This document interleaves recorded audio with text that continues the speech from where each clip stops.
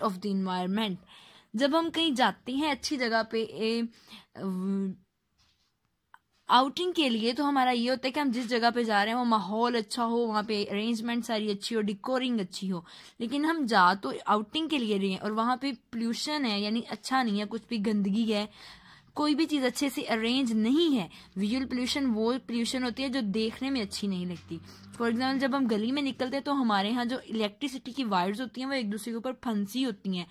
ऐसे ऊपर देखें तो कहीं पे कोई दीवारों पे पोस्टर्स लगे होते हैं, ये चीज अच्छी नहीं होती, इसे कहते हैं विजुअल पोल्यूशन। तो जिस जगह पे जाते हैं हमें इंजॉय करने के लिए, तो हमें ये होता है कि वहां पे देखने के लिए भी सब कुछ अच्छा नजर आए। लेकिन अब अगर वहां पे विजुअल पोल्यूशन है तो क्या हम इंजॉय कर सकेंगे? जी नहीं, हम इंजॉय नहीं कर सकेंगे। विजुअल पोल्यूशन हमारे इंजॉयमेंट को क्या कर देगी? रिड्यूस यानी कम कर देगी। तो ये ट्रू है। ठीक है।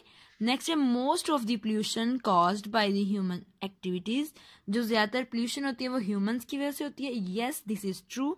जो ज्यादातर पोल्यूशन होती है वो ह्यूमन एक्टिविटीज की वजह से होती है। For example, humans he air को पोल्यूट करते हैं, ह्यूमंस ही वाटर को पोल्यूट करते हैं, ह्यूमंस ही जाकर जो फॉरेस्ट है उसमें वुड कटिंग करते हैं। तो इस वजह से ये ट्रू है। The less use of oil will reduce the risk of oil spills. यानी अगर हम यूज को कम, ऑयल को कम यूज करेंगे तो ऑयल जो है स्पिल होने के भी रिस्क कम होगा। यानी अगर ऑयल लेके आ रहे हैं, तो हमने ये पहले भी डिस्कस किया था, शिपिंग के थ्रू ऑयल लेके आएंगे।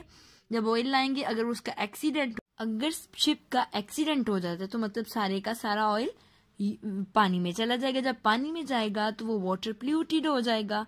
तो इसलिए अगर हम यूज कम कर देंगे ऑयल का, तो ये रिड्यूस जो रिस्क होंगे इसके स्पिल होने के या वेस्ट होने के वाटर के अंदर ही, वो भी कम हो जाएंगे। ये ट्रू है। Musical function should be held in open spaces. जो म्यूजिकल फंक्शन है उन्हें ओपन स्पेसिस में करना चाहिए। No, this is not true. जो म्यूजिकल फंक्शन है उन्हें इनडोर यानी बिल्डिंग्स के अंदर करना चाहिए ताकि शोर दूर दूर तक ना जाए। फिफ्थ है the use of quieter machines can reduce the noise pollution. वो मशीन्स यूज करनी चाहिए जिनका शोर कम हो, तो उससे नॉइज पोल्यूशन क्या कम होगी? Yes, this is true. अगर हम क्वाइटर मशीन्स यानी कम आवाज वाली मशीन्स यूज करें तो उससे बेशक जो नॉइज पोल्यूशन है वो कम हो जाएगा। नेक्स्ट है biodegradable products do not provide the nutrients to the soil. जो बायोडिग्रेडेबल प्रोडक्ट्स हैं वो हमारी सॉइल को न्यूट्रिएंट्स प्रोवाइड नहीं करती। This is false. बायोडिग्रेडेबल जो प्रोडक्ट्स हैं वो हमारी सॉइल को न्यूट्रिएंट्स प्रोवाइड करती हैं। ये हम पहले काफी बार डिस्कस कर चुके हैं। नेक्स्ट है computers are included in biodegradable products. Computer जो है वो बायोडिग्रेडेबल प्रोडक्ट्स में शामिल होते हैं। False.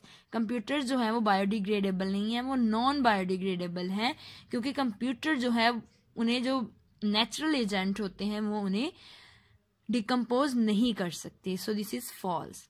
Non biodegradable things have bad effect on animal life.